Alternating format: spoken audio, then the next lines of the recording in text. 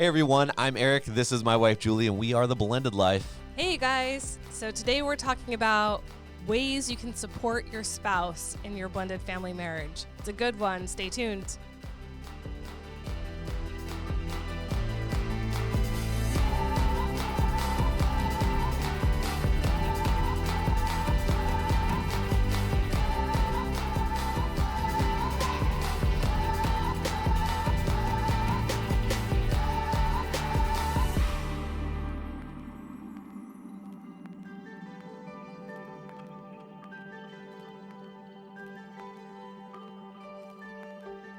Welcome back. So today we're talking about how you can support your significant other in your blended family relationship, marriage, team, partnership that you are creating together. And I think the reason we feel like we're not a team is because there's a lack of support, because we are at such odds about how to handle pretty much every situation in our blended family. Would you agree? Yeah. Or what are your thoughts? It's a very complicated dynamic always, and the dynamics are always changing. So, there's constantly complications. Yeah, and there's so many cooks in the kitchen, right? It's not just you and your spouse, it's you and your spouse's ex, their new spouse, your ex, their new spouse, your kids, their kids, your parents, their parents. It's like everyone. Yeah, it's one of those whether we like it or not situations,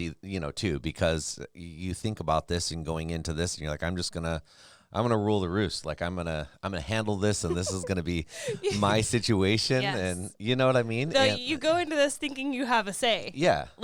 You go into this thinking that psych. I'm going to have power, and I'm going to have control, and I'm going to be important, and I'm going to have a say, and then life kicks in.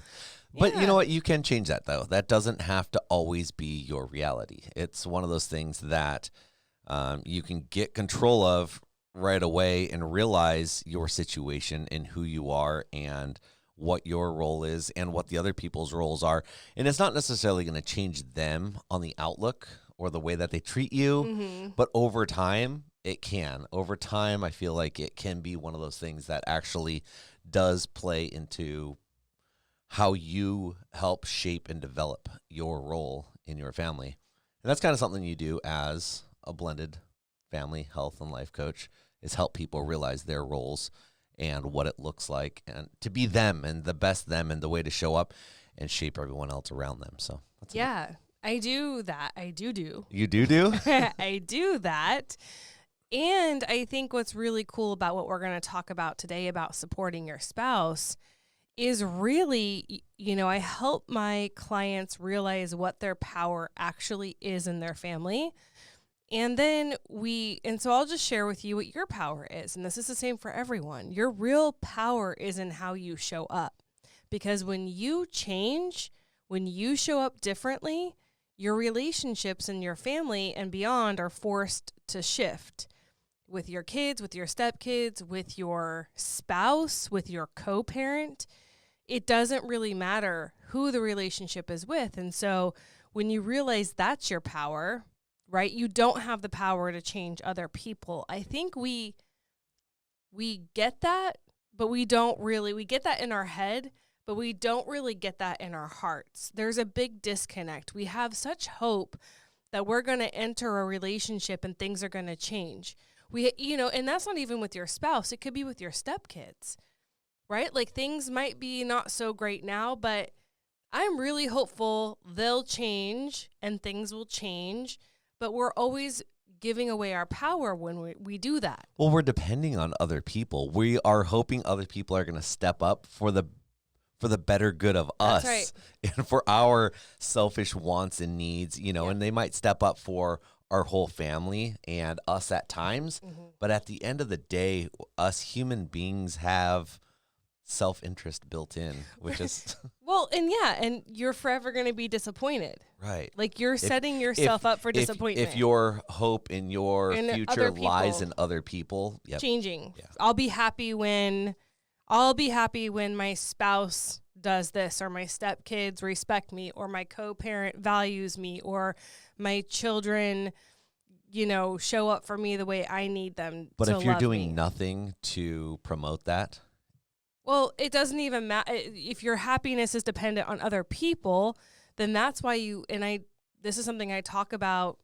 in a breakthrough session. So if you're interested in having a free breakthrough session with me, and see if life coaching might be something you're interested in, reach out. You can email me at becomingheardnow@gmail.com. That's becomingheardnow@gmail.com. And I can give you more information and we can set that up. But something we will discuss in a breakthrough session is when you're reliant on other people for your happiness, that is why we live anxious, right? Because your happiness is dependent on something that you may or may not be able to count on. And that creates anxiety. If your stability and if you're not able to be content unless somebody else does something for you, then you are going to live an anxious life. And so it's like, how do we close that gap? And what I love about what we're talking about today, about supporting your spouse, it's something you can do to get what you want. And I think what we ultimately want is to be heard, to be respected, to be understood. We want to have our opinions and our thoughts received. But we can't do that because walls are up in our marriage sometimes. If you're talking to your spouse and their walls are up, they're not able to receive anything it's like shouting at the rain. You ever tried that? Yes. Have you? No, it doesn't work. Oh. But my point is, it's like, how can we bring each other's walls down so we can be open to receiving what the other person wants to say? Because if you want to be heard and your spouse's walls are up, you're never gonna be heard. So what can you do to help bring down your spouse's walls so they can receive what you have to say? Because it could be really wonderful. What you have to say could actually be helpful. And maybe if it's not helpful, it's certainly going to make you feel known and loved to be able to have your spouse receive you. Does that make sense? Makes perfect sense. Okay. Does it? Yeah, I keep Are playing your walls back. up No, right now? You're just like, looking at me like Ronald crazy. Reagan telling Gorbachev to tear down this wall. Like, do you have this? Is this the enlightening talk that you have with your spouse and tell them to tear down this wall? No. You don't talk about this with your spouse. You don't? You just take empowered action to bring down their walls. So this is really cool because I'm not in my coaching programs. It doesn't matter which program you sign up for. Session 2 is always about communication and a new way to communicate. And so I'm going to keep that for my clients and save that for them. But this is sort of something that could go along with it as a bonus, that you just do it and you're more than likely going to soften hearts, bring down walls, have a more willing and open significant other or stepchild or child or co-parent. Really, you could apply this, what we're going to talk about, to any relationship in your life. But we're, for our purposes, are going to talk about your spouse or your significant other in your blended family. So why is it important? Like, I want to hear what you have to say too. Like, why do you think it's important for your significant other or spouse to feel supported in your blended family? Well, because you're a team, and if your teammates don't feel like their other teammates stepping up, then there's a huge disconnect there. Then it almost feels like a betrayal more so than anything else. Like, if you're not connected with your next door neighbor, Bob and I aren't connected, it's not that big of a deal. It's like, we just don't really talk. We don't really get each other. We don't really see eye to eye, but it doesn't matter. He's your neighbor. We'll wave to each other. We're cordial with one another. Mm-hmm. Not that big of a deal. But when it's your spouse or your partner, and you don't quite get along with them, it feels more of a betrayal because this is the person who you have dedicated your life to. They've dedicated their life to you, and it just feels like a betrayal. It's like, man, we're supposed to be on the same team, and they're helping everyone else, and they're scanning over me. They're missing me. They're not seeing me. They're not hearing me. And at the end of the day, we just don't really hear or see one another. And that disconnect feels so much greater than your next door neighbor. It's someone that you're supposed to count on and be a team with. And then you also start seeing all these other teams around, you see these other marriages and these other relationships happening, and you're watching on social media and you're watching on TV, and all these perfect, happy couples with their white picket fences just have it so good. It's because they're getting along. At least on the outside, they're getting along. They're being a team. They're doing things together. They're enjoying life together. And then you're sitting here like, man, I'm all alone. This is a really dark place. I feel alone. No one hears me. No one sees me. No one understands what I'm going through. Why me? No, that is something when people write into us and we talk to other blended family people and my clients, it's a very common thing to feel alone in your marriage. And I think that goes beyond blended families, right? If you're married, you might feel at times alone. There's so many people shaking their heads yes right now. Marriage. Like, yes, I feel alone. You've even said to me, and we have both felt that we are single parents to our kids in our home. Yeah. And that we are just commingling, that we are like roommates. We're all roommates. But we're not. And that's something that also can make you feel super alone in your marriage. It's like that how do you reconcile that? Like, we took vows, we're a family, we're living together, and yet we feel alone, we feel like single parents. And Eric and I have definitely dealt with this. And it's something that we have to continuously work on, or we fall into that feeling. Like, that is the feeling that is easy to allow into your life because it takes intentionality and it takes work to support your spouse. It's like it's a call to action. Supporting your spouse doesn't just magically happen because you want it to. It's intentional. Well, and once we get to that place too, it's a very hard place unless you know steps to get out of. It's a very hard place to crawl out of because it almost becomes a place of depression, a place of hopelessness, and what's the opposite of self-worth? You're down. My spouse doesn't value me. Yeah. But then you start to look at yourself like, is it me? Like, what have I done? What am I not worth it? Why don't they look at me? Why don't they hear me? Why don't they discuss things with me? All the what ifs. And it starts to eat away at yourself. And then, is it the way I look? Is it, what are all the things, why me? What am I doing wrong?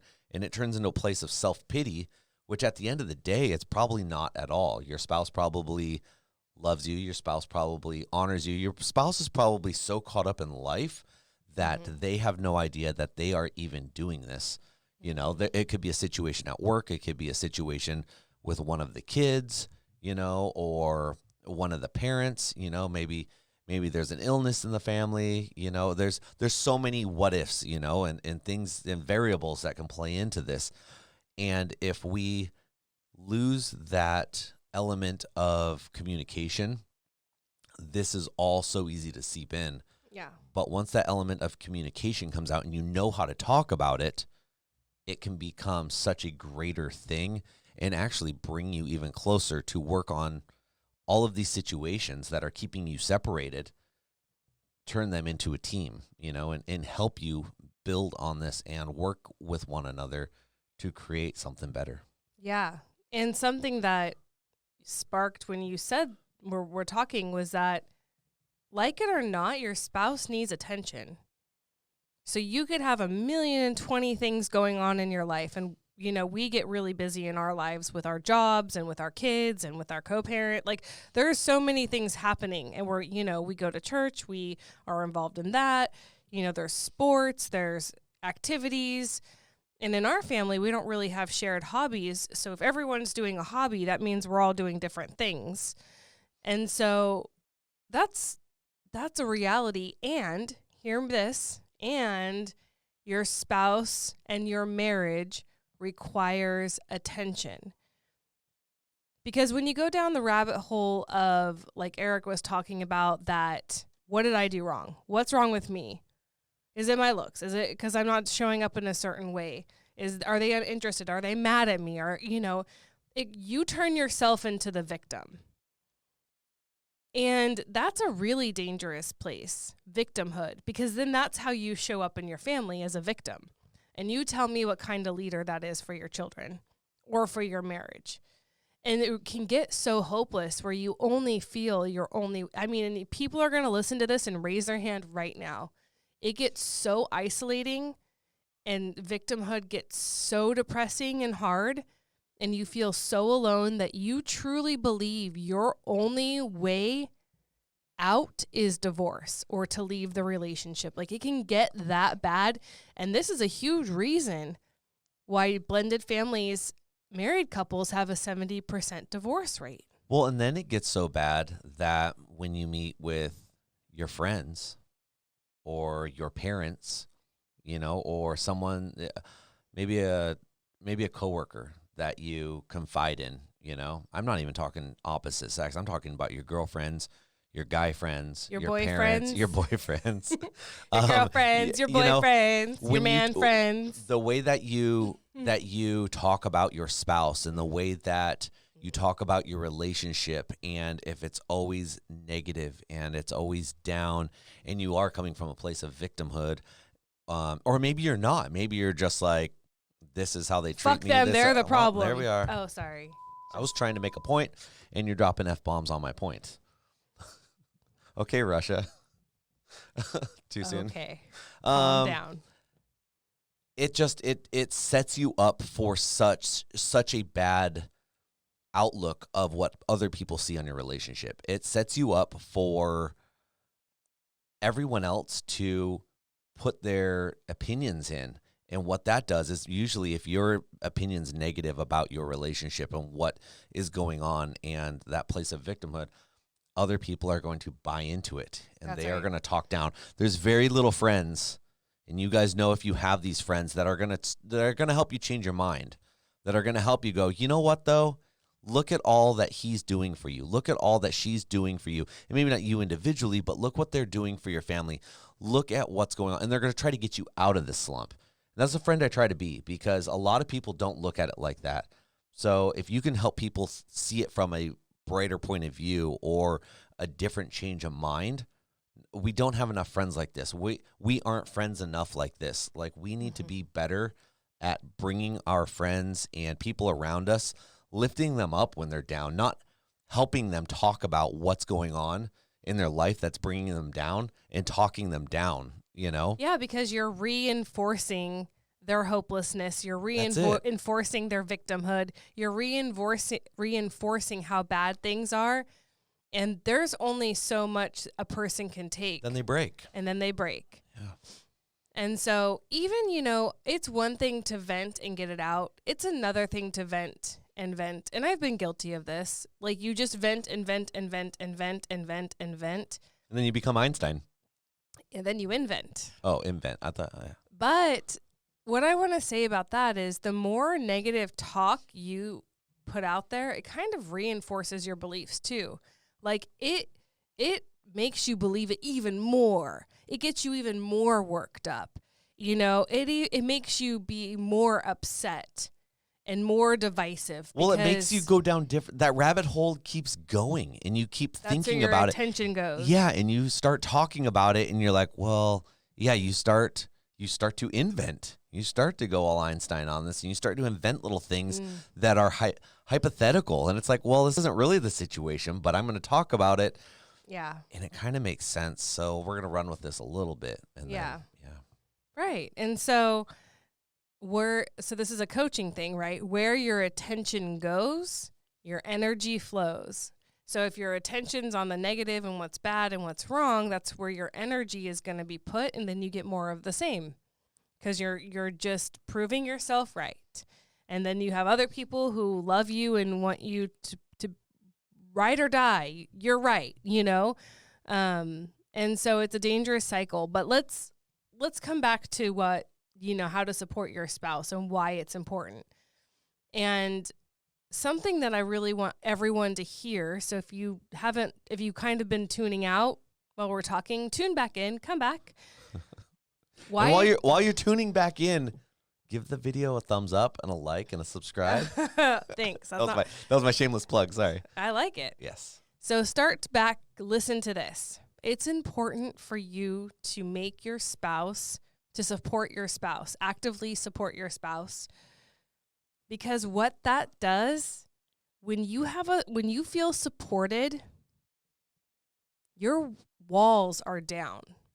You are able to receive things. You are open, right? You're more willing to be a team player. You're more willing to compromise. You feel connected more when you're feeling supported by your spouse. And really, it's a place where you can have unity. I mean, imagine right now if you felt so supported in your marriage, that you married someone who supports you. It doesn't mean agree with you all that time.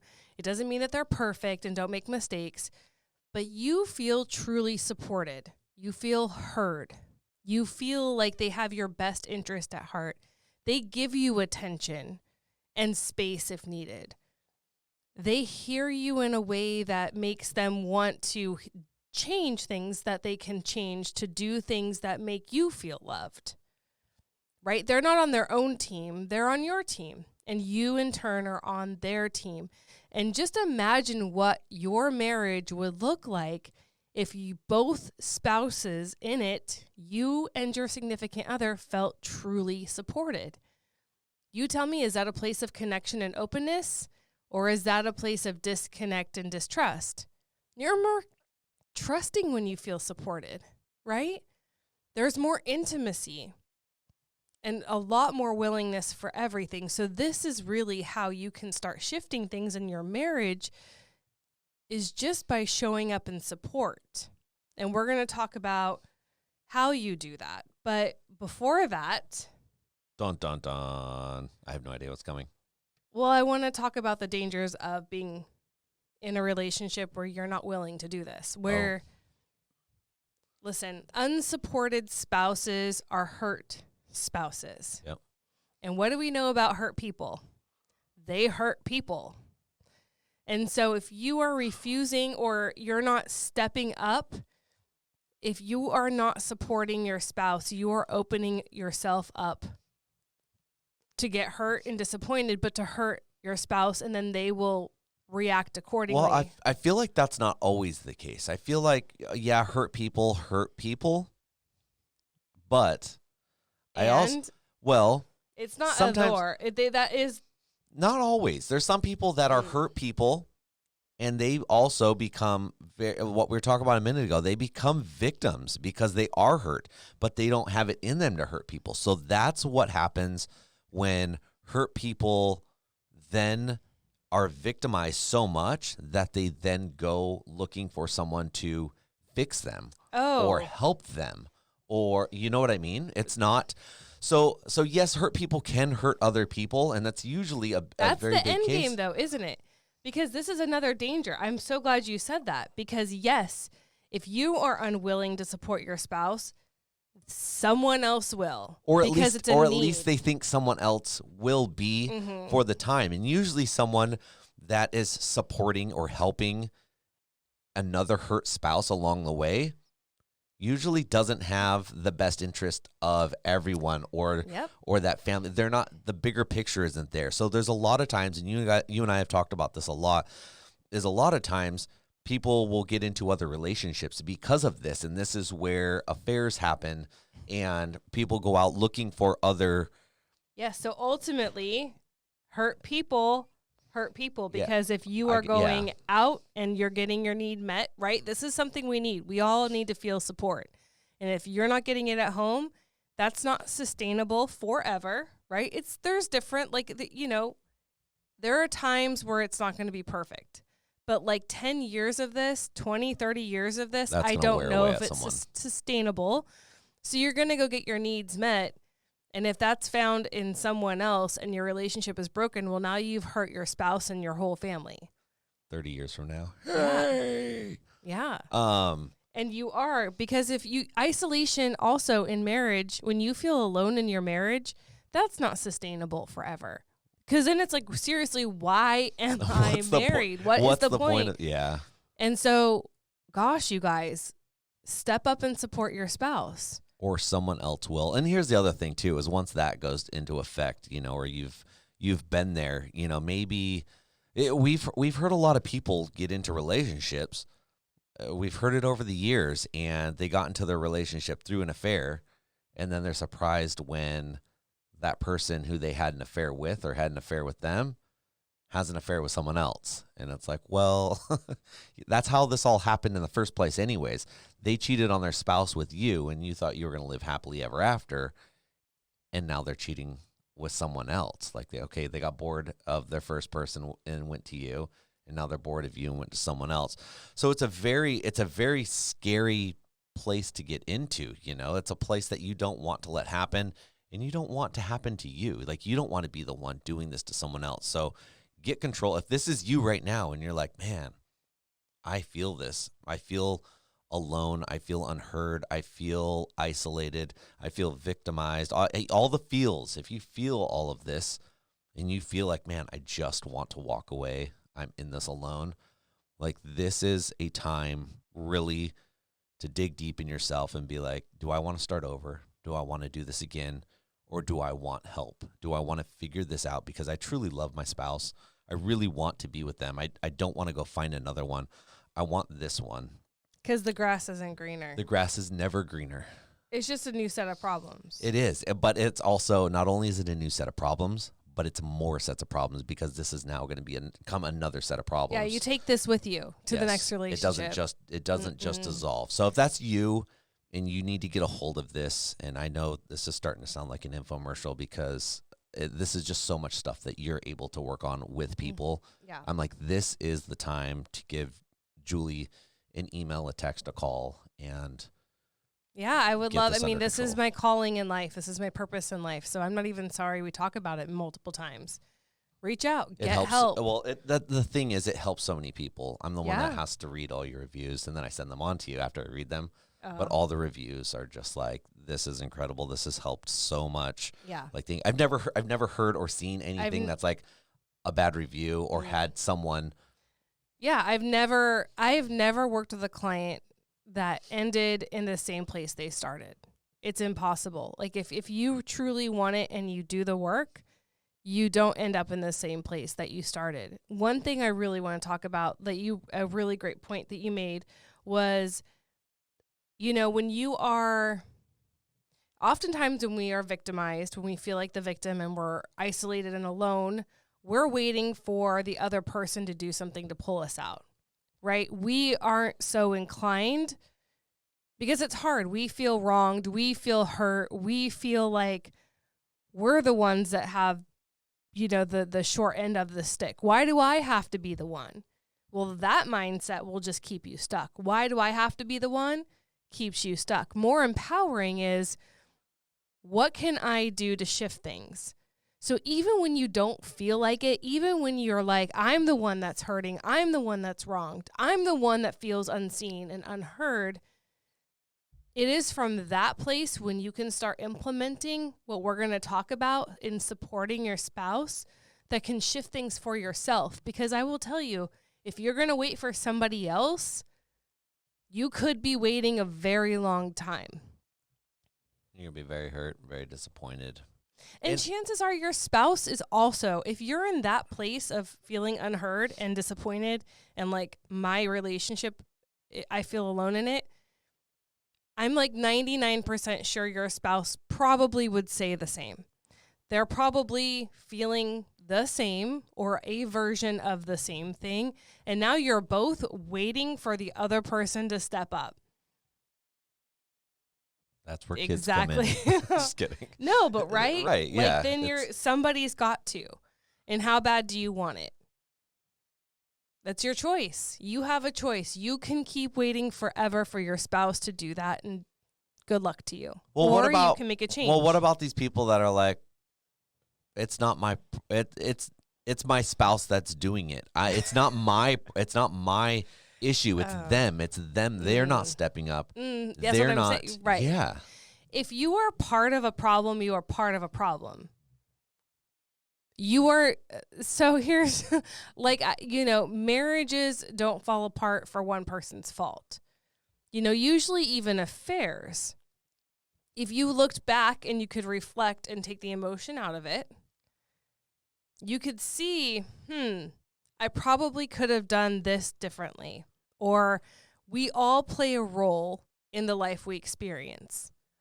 Life just doesn't happen to us. We do not walk around just victims of circumstance. That's what we tell ourselves, but that's not true. We make choices and we have attitudes and behaviors and habits that affect our reality.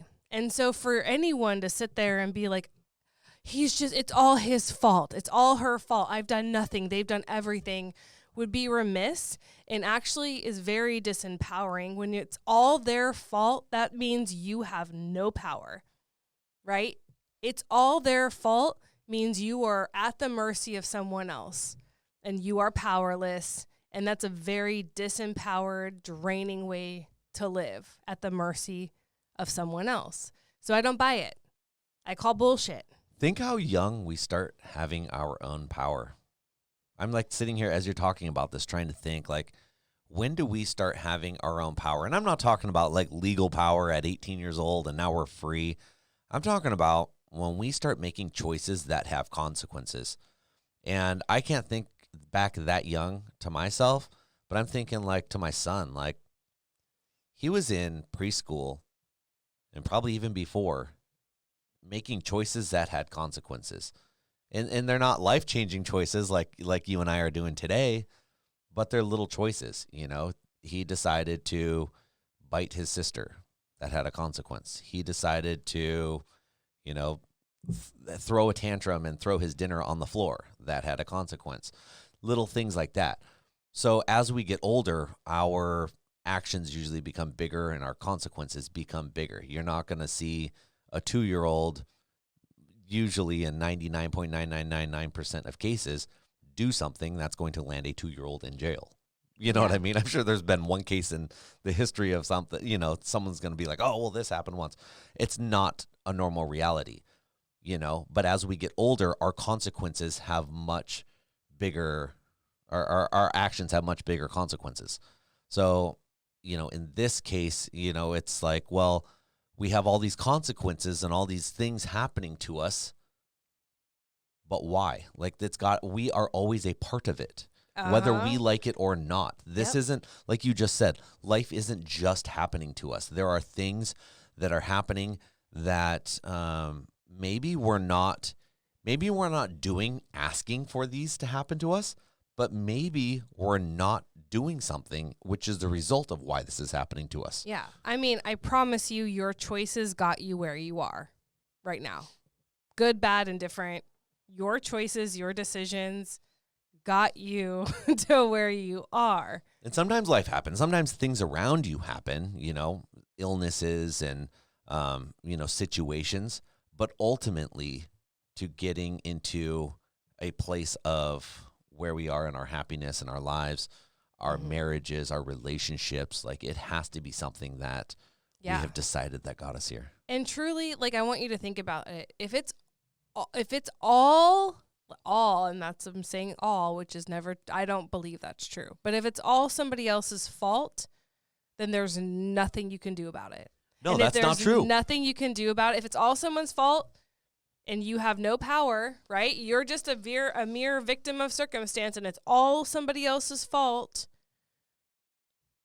then that's a really sad way to live. But that can't be, because you It's always not have, That's right. an option. It's not true, right? It can't be true. It's not. I mean, so be careful when you start that mindset because that's a lie. You're lying to yourself. That's right. And so let's talk about how you can support your spouse and your blended family. So one thing I want to offer up straight away is that it may look different because one of you guys is going to be a bio parent. One of you guys is going to be a step parent to your kids, you know, and I think what we have to do is if you're not a step parent, or if you're not a step parent because you only have kids of your own, or vice versa, you're not a bio parent, you're just a step parent because you don't have kids of your own, it may seem like this is a hard ask, right? It's really hard to know how to support my spouse in their role. And so you need to start considering the role you're supporting. And that might be hard if you're not experiencing being a bio parent and you're not experiencing being a step parent. But you can certainly try to, so the first way you can support your significant other and their role is try to put yourself in their shoes. Try to say, hey, if this were me and I had to deal with this, what would I want? What would I want? What would be hard? You know, when we start considering our spouse for who they are and their role and their circumstance, which is different than yours, right? It's not the same. They have a very different experience in the blended family than you do.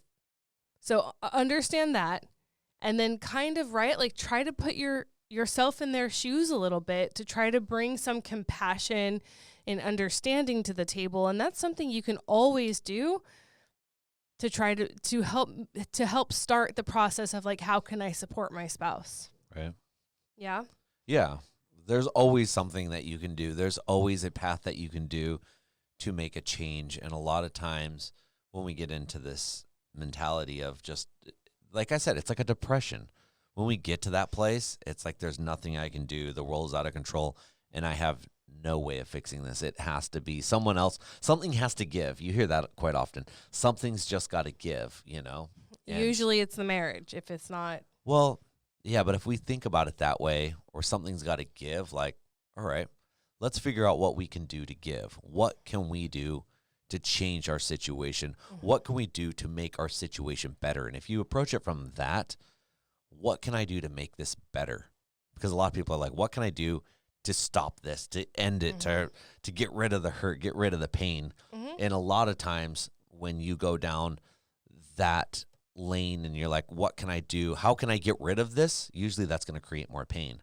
But if you approach it from what can I do to make the situation better? What can I do better? Yeah. Well, and this is really good because one of the first things I wrote down was one way you can support your spouse or your significant other is listen without trying to criticize or fix. Because you might not be able to do anything, right? But a really great way, and you could consider this for yourself. Would I feel supported if I had a spouse who would just listen to me and hear me out without trying to fix me or the situation because I don't feel like they can, or without criticizing me? Like, that doesn't feel good. When you enter a conversation and you're met with criticism, it feels like an unsafe conversation. Now your spouse isn't a safe person anymore because who wants to sit there and be criticized? So, and I know that tough love is part of marriage, and so there's a place for that. But if your significant other just needs to talk about something they're struggling with or something that's going on, hear them out without judgment, without criticism, without trying to fix it. And if you do have something to offer up, ask permission. Ask if they want to know. Because if they don't want to know, then it's wasted breath, and then you're just going to be mad that they didn't take your advice, right? How many of you can relate to that? I'm so pissed because I gave great advice and my spouse dismissed it. They may have not been in a place to receive it. Their walls are up, they're emotionally exhausted, or they just don't want to hear it right then. Now's not the right time. So it's always really a nice thing to do to check in and say, oh, I hear what you're saying. I have something that could be helpful. Is now a good time? Do you want to hear it? And don't be offended if they say no. It's not about you. It's about them. It's about them not having space to hear any more input because they have enough input in their head. So don't take that personally, but respect it. And then if it's something you just have to tell them, revisit it maybe a different time. Or write it down. Slip it under the door. Email it to them, text it. Yeah. I don't know. I think it's we think that we just should have access. But sometimes we have to respect our partner for where they're at. Well, sometimes those walls get built up so big too and so high that you don't know how to breach them. You don't know how to climb over them and get to them. Well, ask, or you can just start off with just the sweet things in life. Like, for instance, like sometimes you'll just go to the donut shop and you'll bring donuts home and you'll just leave them on the counter for me with a little love letter, and it's a sweet thing, and it's like, oh, she's thinking of me, you know. Sometimes husbands will run out and run all around town and try to find candy that their wives want and have to go to 4 different stores because it's just the nice thing to do. It's something that says, look, I'm thinking of you. I'm willing to go out on not a limb, but I'm willing to go above and beyond just because I'm thinking of you. And it's not really like, it's not even that big of a deal. It's not that big of a thing, but it reinforces like, look, I'm just thinking of you. And I thought it'd be something sweet that would put a smile on your face. Yeah. And just the little things that you know that your spouse enjoys. That you did when you were dating. Yeah, that can put a smile on their face, you know? But the reason I even think about the donut thing, because you did this the other day, and we weren't in a bad place, you know, that morning waking up, everything was good, but you got them, and it's like, it put a smile on my face, and it made me think like, well, what can I do to put a smile on her face, you know? You inspire. It inspires. So we go to dinner that night, we hang out, you know what I mean? It really. What else? And we watched a movie, and it sparks. Look at his face, is so cute right now. It. They only see the side of my face. It sparks inspiration, like you just said. It creates an intimacy, right? Like an you want to connect, but a sense of like not appreciation, but they're thinking of me, they love me, they're doing something fun or nice for me, and it brings walls down, which makes you more open. That's it, just a little bit, and it's an easy thing that we can all do. Yeah. We all know our spouses or our partners' favorite candy or treat or dinner or like I, you know, write a little note. It doesn't have to be a long letter, but how cool would it be to wake up and you had a little note next to your bed or on the mirror in the bathroom or, you know, on your car windshield. Love you. Here's a tricky one. Day. If you guys have a bathroom that steams up, if you get up before your spouse or something, you could steam up your bathroom really good, and then you can write a note on the mirror, and then once it cools down, it goes away. Who's got to clean it? No, but look then when your spouse gets in the shower or a bath or whatever they're doing, if that steams back up, that note reappears. So that's a little fun fact. You're so crafty. I'm so crafty. Okay, another thing you can do to show support for your spouse or make your spouse feel supported, you know, is to I don't take it personally. I said this earlier, but I think it repeats. It repeats. It bears repeating. There we go. You know, don't take everything so personally. Don't make everything about you. And when you're in a victim mindset, this is really hard because now everything's already about you. You're wronged. You're questioning everything. And so when you can and this is how you can show respect as well. When you can take things not personally and keep it about your spouse, you can meet them where they're at and not be offended. It's a much superior way to show up for them in strength and in team, you know, as a partner and a teammate, because they can connect and trust that you're not making it about you, that you're meeting them where they're at. And to piggyback that, ask them what they need. So you're making it about them again, right? Don't assume you know what your spouse needs. Don't assume you know what's wrong with them. Don't assume that you have the answers, right? Like, Not if you haven't discussed it. This is something that if you want to know how to support your spouse, you should be having this conversation tonight. Right. What do you need in this relationship to feel supported? What would make you feel like you had a teammate in this marriage, a co-parent in this home, a partner in life, a best friend?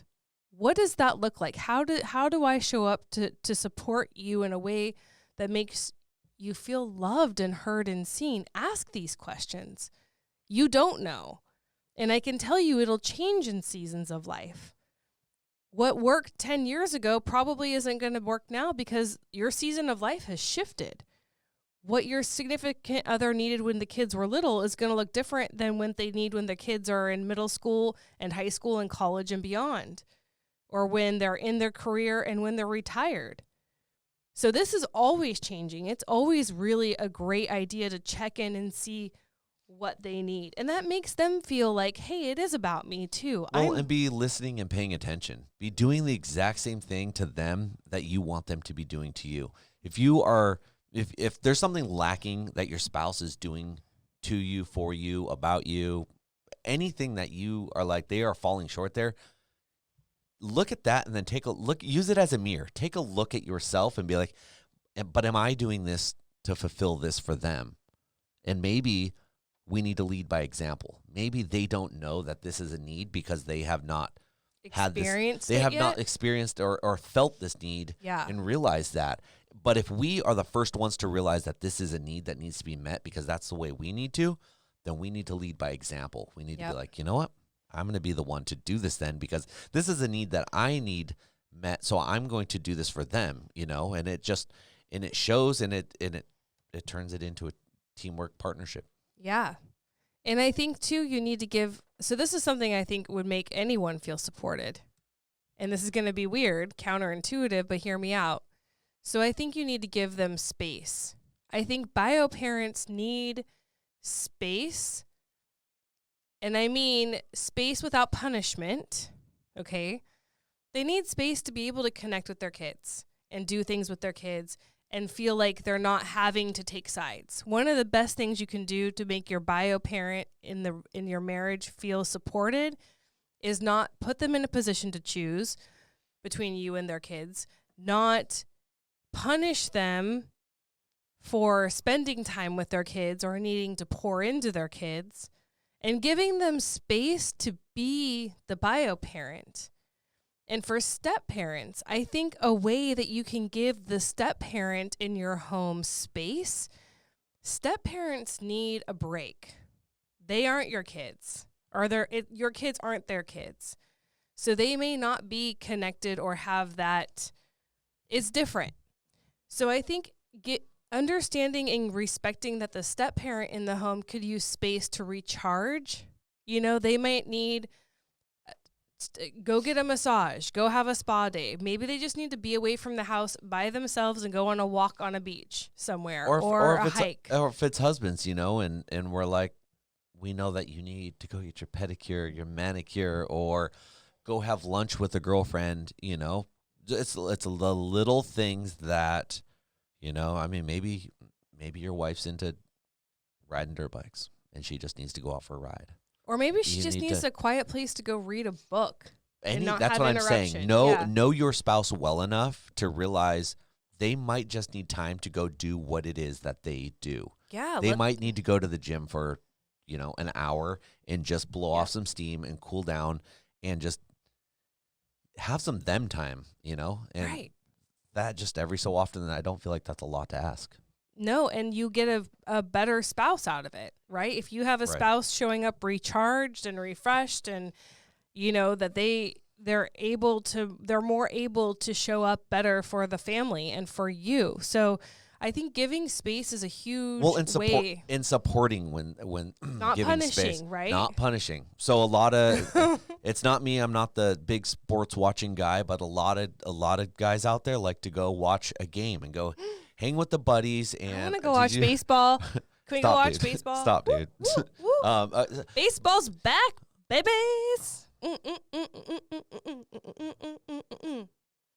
We just went to your camera for that. Go Dodgers. All right, so there goes half your listeners. Hey, if you love baseball, I don't care what team you root for. Have your team. Doesn't offend me. Okay. It's I not don't even about remember me, what my it's point about was you. now, but just let. Yeah, if you have a husband who really likes sports and they want to go watch an all-day game, that's where you were talking. And then I was like, but my happy. point was to not to punish them, not to be like, well, fine, go watch the game. You need this. I'm just going to sit here and pout about it or be angry about it or talk about it when you come home and make little jabs. Like, no, you let them. Tit for tat. Yeah. He was gone, so then I'm going to go be gone. I see Which that is a all lot. right. Which is all Well, right. But don't do it in that manner. It's just not be in like, the spirit of it. Yeah. yeah. Like, be like, all right, I realize, like, you need to go do this. Like, go do that. Go have a good time with the guys. You know, let's meet back. What time are we going to be home? And let's do something later, you know. Always have like an end time. Like, what time are we going to get back together? And it might be 2 hours from now. It might be 12 hours from now. But, you know, okay, I'll see you back at around this time. And I think you and I are really good at that. You're such a planner. I give you times approximately. And if I just don't know, I'm like, listen, it's going to probably get over at 8 o'clock. And I have no idea what time I'll be home. I will let you know that up front. Like, I have no idea what time. But usually it's like, well, I'll probably be home by like 5:30. You know, and then we're both on the same page. Like, okay, you know, communication. It's I think really I've said that important. before. Have I mentioned communication ever? Every episode. Okay.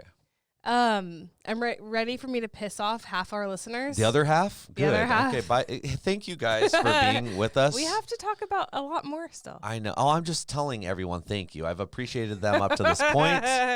If you're no longer with us after this, like, it was good knowing you guys. We appreciate you.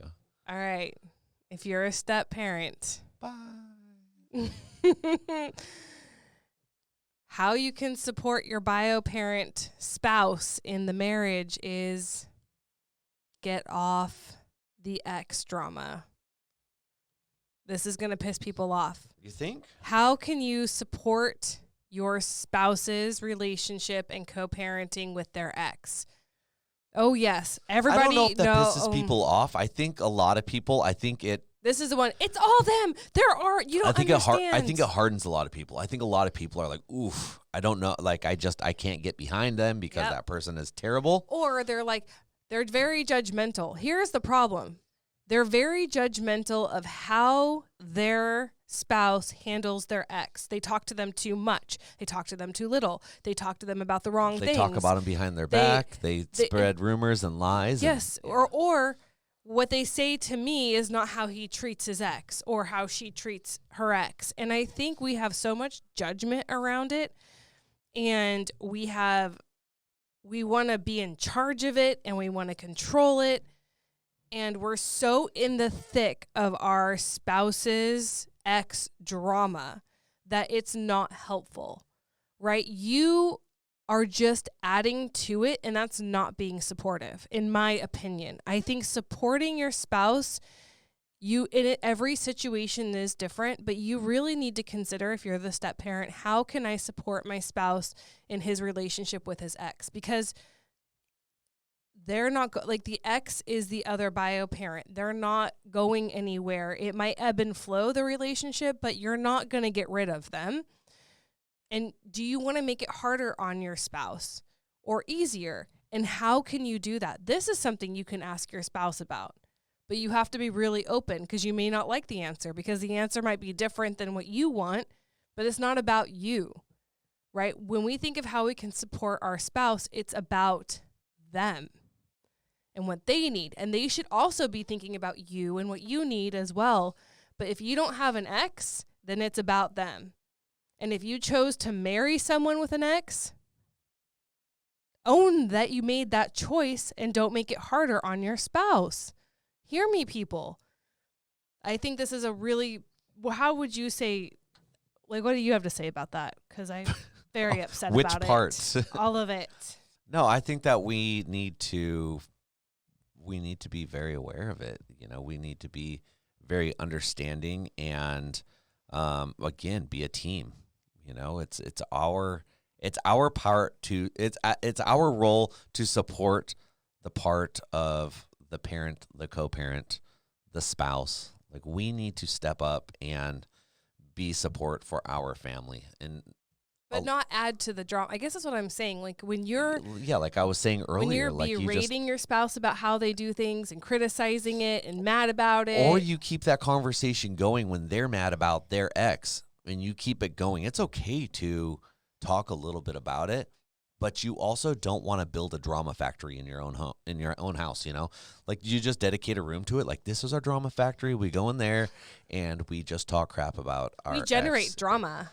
Well, I mean, because listen, if you spend enough time doing something, like I spend enough time doing business and my work that I dedicate a room to it in our house. Like I have an office in our house. We eat enough at our house that we dedicate a room to it. I mean, you guys might be surprised, but we have this place. It's called a kitchen, and we dedicated it all to our food, you know? So we have cars, and we're really into like cars and motor vehicles and all that. And we have a room dedicated called our garage. And I bet you could guess what other kind of rooms we have in our house because we do a lot of things. Padded rooms with chains? I mean, people have that because they do that enough. So if you, it's a thing. But you see, like we sleep. So we have a bedroom, we shower. So we have a bathroom, you know, like, duh, like, come on. So if we have enough drama going on with our exes and people around us, and we spend so much of our day and so much of our time in this drama, like, let's have a room for drama, right? Do any of us actually have that room? It's called the house. You know what I mean? But yes. But if we spend that much time doing something, we usually dedicate a room to it. It's just what we do. Let's stop that because this is not who we want to be. This isn't the type of lifestyle that we want. We don't want people in our family learning that this is what we do with our free time is have drama because the kids hear all of this. Yeah. So it's really true. You have a choice to decide how you're going to spend your time with your spouse. And if you're going to spend your time with your spouse creating drama over your ex, you're not supporting your family or your marriage or yourself or your spouse. At that point, you're just supporting keeping the ex alive and well in your home. So I don't know. Could put a toilet in the conference room because that's where all the shit goes down. So those are some ways that you can support your spouse. If you guys have other ways that you support your spouse that you would find helpful, comment below. Really quick before we sign off, I always am trying to answer a listener's question to try to keep the conversation going about what you guys have questions about that are going on in your blended families. So we had a listener write in, and she's feeling very isolated and alone, and she's a step parent. She's both, but she's feeling isolated and alone in her step parenting role. And it's basically because her preteen stepchild is acting out, refusing. So she's a stay-at-home mom, and I think she said she was homeschooling. So for all the kids. So she does all the stay-at-home mom duties for bio and stepkids. Yeah. What a role to take on. That's a lot going on. And so her preteen stepdaughter is giving trouble, like refusing to get up when the kids get up, refusing to eat what she's made, like just a hard time, you know, pushing back. It's a hard thing. And so her children are starting to feel a certain way because they have to get up and do these things. And her her spouse just tells her, well, my daughter's 12, like blames it on the age.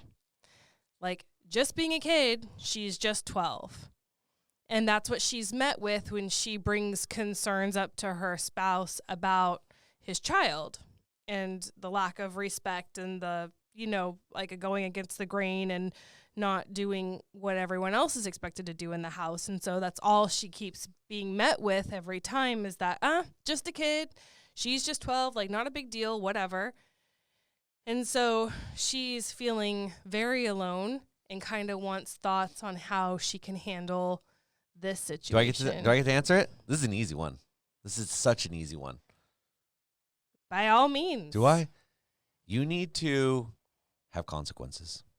And we've had this talk, like you and I have had this talk. It's about having consequences that if this were one of your children, what would the consequences be? If this was one of your biological children, what would the consequence be? Because at the end of the day, this is one of your kids. Like, this is the job you signed up for. This is the role that she is playing. And now I know what your rebuttal to this is going to be. Well, what if the spouse doesn't support this? What if she doesn't have access to punish the way? Well, I mean, to follow through, like, it's no good if you do a lot of punishment, like no computer, but then, dad comes home and computer's on and there's no. Nope. This is where, as step parents, if you want there to be a punishment and you want there to be something, you are the one that sees it through. You are the one that has the follow through. And it doesn't matter what bio dad thinks in your own. So you have to find a punishment that you can create and maintain by self. So, like, I do remember this conversation. Yes. So, like, they have to do their own laundry. You're not going to do it for them. You don't necessarily have to go buy their favorite thing at the store. Like, maybe they don't get their. You don't respect me. I'm not going to respect the finer things in lives. I'm still going to buy food for the family. I'm still going to buy food for the house because that's what I do. And that's, as parents, like, we need to keep you fed and clothed. But doesn't mean I'm going to take the other kids to get all brand new school clothes. Well, you know what? Your school clothes are fitting you right now. I'm probably just not going to take you this month because you don't respect me. I don't respect you. Your clothes fit.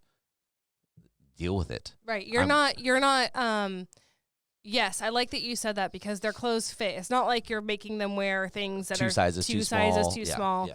But you're not going to go above and beyond basic needs. And you know what? And then if you have to, and we're going to just use the clothes things as an example. You have to. Well, you know what? I'm going to take them and buy them those new, my kids, or maybe for all of you listeners, maybe it's your kid that's acting out and the step kids are acting fine. Well, I'm going to take those step kids to get the shoes that they want, those Air Force Ones that they want, something special that they want, them Yeezys I think they're throwbacks now. But we are going to take them and get them what they want. Well, I'm going to take you to Walmart and get you shoes that you want because that's, you know what? Yeah. You don't get them the special things that they want. If they're going to disrespect you and they aren't going to follow the rules of the house, then when you go grocery shopping, and you get the special treats or the special drinks that everyone wants, you just leave theirs out. Like, you're still feeding them. They can drink water. They're eating what everyone else is getting. Yeah. You just stop doing the special things, but don't stop that and hope that they notice. Stop it and let them know. Like, listen, you disrespect me and you don't follow our rules. There's no reward in that. And you need to communicate that with them. We always talk about this communication, but it's the same thing with our children. But when it comes down to step parenting, a lot of us feel like our hands are tied. And I know Julie has felt like her hands are tied. Like, well, if I punish your son, he doesn't care. He just will walk away. He's not going to hear it. It doesn't matter to him. And my advice to her always is, you know what? Then give him consequences that I can't dictate. I can't be a part of. And that's where that laundry thing came in. She'll do some of his laundry sometimes. She'll go grocery shopping. She'll get him special things that he likes to eat, special drinks. He likes chocolate milk. Stop doing that for him and tell him it's because of that last conversation that when I went to the store, I didn't get you chocolate milk because of how disrespectful you were to me, and you don't get special things out of that. That is not how a relationship works. We help one another in this family. We help everyone in this family. We are a team, and if you don't want to be part of this team, you're not going to be treated equal with the team. You're going to just get your needs met, and that's going to be that. Yeah, and I think that it's such an empowering feeling because when you are a step parent, and I love, like, this, Eric's really helped me. This advice has really, really helped me so much to feel like I do have power. I do have control. It's before it. And so it's hard to come out something when you feel like it's hopeless. Well, before you were relying on me, you're like, well, if I, like we said a minute ago, if I punish him, how is the follow through going to happen if when you're home you don't enforce it and you don't make him do this? And my advice to her was, you do what you can do, and you. Yeah. So I can't enforce everything. That's the truth. But I do have control over some things that are my duties and responsibilities in the home. And I do think it's an important piece, not just to take benefits away, but to, like Eric said, have that conversation and also set up expectation, because it's also really important. Like, I've told all of the kids in our home this, bio and step. Like, I remember when it was I've told all these kids, I know what it is to be a child in a home. I remember not understanding the rules. And a stepchild in a home. But I remember, like, rules didn't make sense. I thought they were dumb. Like, why isn't everyone fault? Like, it's not fair. Like, I remember being a kid and having all these. So I understand all you children feel this way. I said, but like it or not, this is my home and this is Eric's home. And we are the adults and parental figures, and we can make whatever rules we want. And I don't care if you don't agree. Like, it doesn't matter if they make sense to you. What does matter is that they're respected. And when you're 18, sayonara. Like, you can move out and have whatever rules you want.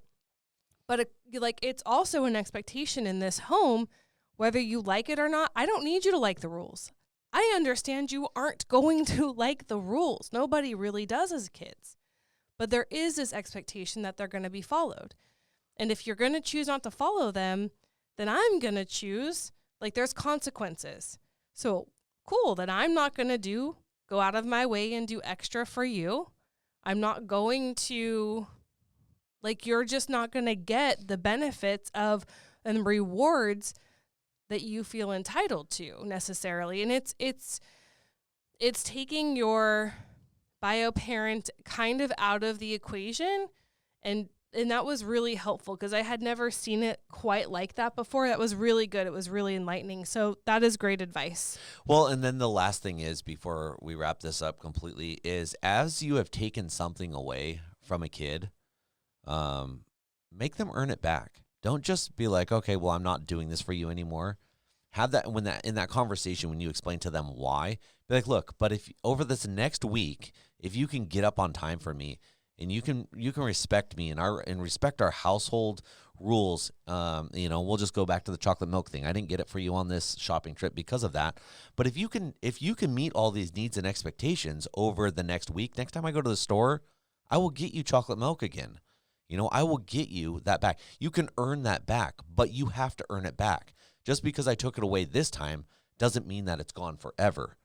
But if you can follow the rules to next time, and it might have to come and go a few times. You might need to take that chocolate milk away a few times. Kids have to learn consequences, and they have to learn trust, and they have to learn how to do relationships. And so there has to be a correlation between how I'm treating my step parent and what they do for me. Well, and there has to be like a reflection. It's a habit building process also. Right. So it might have to come and go a few times. You can't be like, I've already told you this before, so it's never happening again. Like, yes, kids it has to be taught and ingrained into them over and over again. Yeah. Yeah. And it does. It's a reflection of how you're treated. So anyway, that's all. That was helpful. If not, hope you guys like this. And if you need more information if you need more information and you want help on all of this stuff, becomingheardnow@gmail.com. Julie would get you set up, and get your life under control so you have it under control. So thank you guys for being here with us. We are The Blended Life. Like, subscribe, leave positive comments, please, and we will talk to you next time. Bye, guys. Bye.